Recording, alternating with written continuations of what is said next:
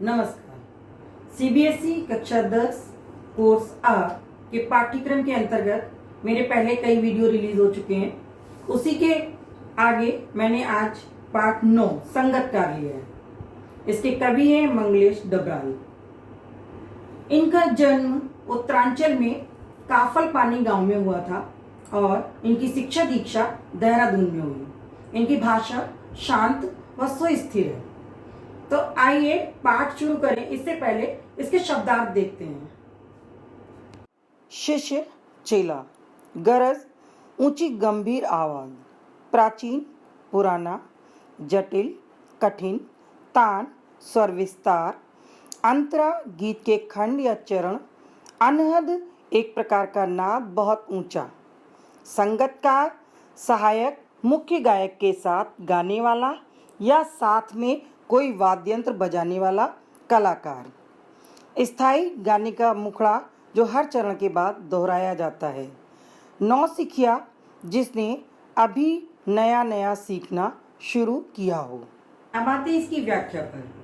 मुख्य गायक के चट्टान जैसे भारी स्वर का साथ देती वह आवाज सुंदर कमजोर कांपती हुई थी। वह मुख्य गायक का छोटा भाई है या उसका शिष्य या पैदल चलकर सीखने आने वाला कोई दूर का रिश्तेदार। कवि कह रहा है कि मुख्य गायक की चट्टान जैसे भारी भरकम स्वर का साथ देने वाला वह संगतकार, उसकी आवाज सुंदर है कमजोर है कांपती हुई है। वह व्यक्ति उसका शिष्य भी हो सकता है, उसका छोटा भाई भी हो सकता है या पैदल चलकर सीखने आने वाला कोई दूर का रिश्तेदार भी हो सकता है। वह कोई भी हो सकता है। कहने का तात्पर्य है कि वह उसका करीबी ही होगा। मुख्य गायक की गरज में वह अपनी गूंज मिलाता आया है प्राचीन काल से।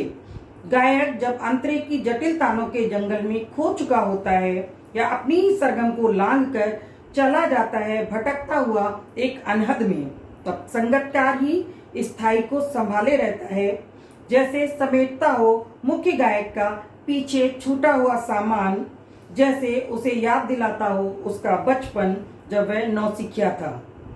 वह कह रहा है कि मुख्य गायक की गरज में यानी मुख्य गायक की आवाज में वह अपनी गूंज मिलाता आया है प्राचीन काल से।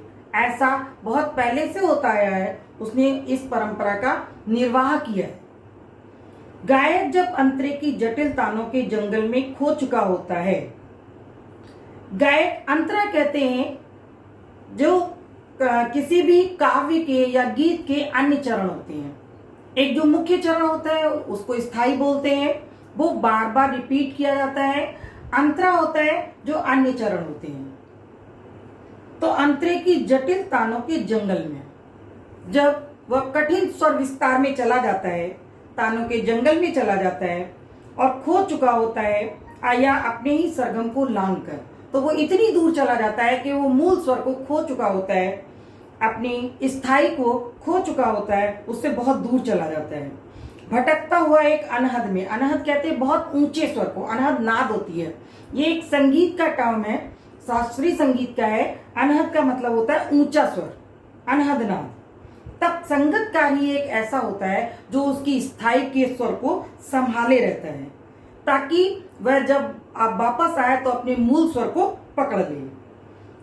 कवि कह रहा है ऐसा प्रतीत होता है जैसे वह उसका मुख्य गायक का सामान समेट रहा हो जो कि पीछे छूट गया है, जैसे उसे याद दिलाता हो उसका बचपन। और मुख्य गायक को उसका बचपन याद दिला रहा है कि जब वो बच्चा था, बचपन में जब वो नौसिखिया था, नया नया सीखने वाला था, तब भी वह मूल स्वर से भटक जाता था, मूल स्वर को भूल जाता था।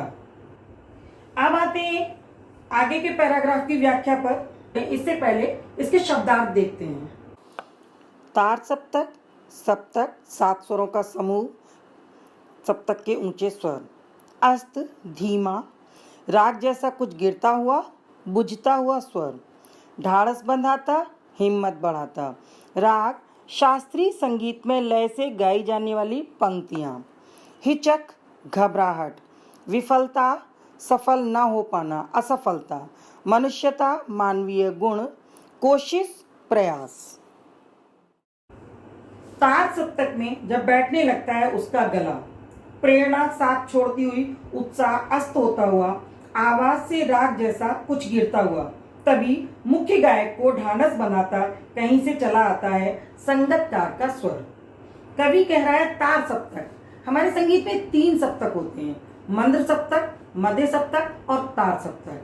तार सप्तक कहते हैं ऊंचे स्वर को, सप्तक माने सारे गामा पाधा नी 7 स्वरों के समूह को सप्तक कहते हैं, और तार सप्तक अर्थात ऊंचे स्वर में जब बैठने लगता है उसका गला।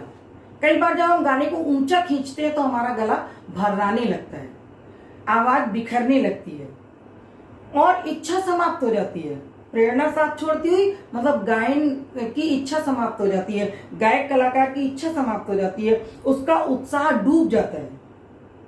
आवाज से राग जैसा कुछ गिरता हुआ, उसका उत्साह बुझता हुआ, उसकी आवाज बुझती हुई, तभी मुख्य गायक को हिम्मत देता है। कौन देता है? सहायक कलाकार, संगतकार। उसकी हिम्मत को बढ़ाता हुआ कहीं से चला आता है संगतकार का स्वर। कभी कभी वह यूं ही दे देता है उसका साथ। पहले तो जब जरूरत होती है, उसकी आवाज बैठ रही होती है, तब साथ में देता है। लेकिन कभी कभी क्या होता है, कोई अधिक आवश्यकता नहीं होती, फिर भी वो संगतकार जो मुख्य कलाकार का है, मुख्य गायक का साथ दे देता है। क्यों? ये बताने के लिए कि वह अकेला नहीं है, उसके साथ उसका संगतकार है जो गायन में उसका पूरा साथ देगा। उसका गला जब भी परेशानी में आएगा, जब भी गला भर आएगा, तब वो उस स्वर को संभाले रहेगा, वो स्वर भटकने नहीं देगा।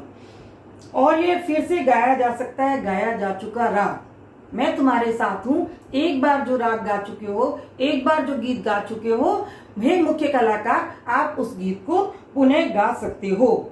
और उसकी आवाज में जो हिचक साफ सुनाई देती है या अपने स्वर को ऊंचा न उठाने की जो कोशिश है, उसे विफलता नहीं, उसकी मनुष्यता समझा जाना चाहिए।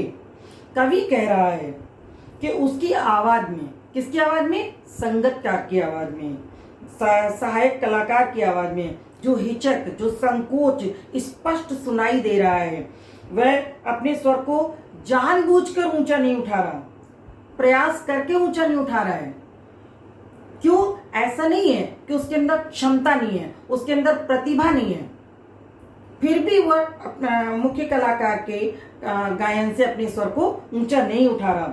उसे विफलता नहीं, यह उसकी असफलता नहीं है, उसकी मनुष्यता समझा जाना चाहिए, उसका सम्मान है अपने गुरु के प्रति, अपने मुख्य कलाकार के प्रति, क्योंकि वह अपनी आवाज को मुख्य कलाकार, मुख्य गायक से ऊंचा नहीं होने देना चाहता।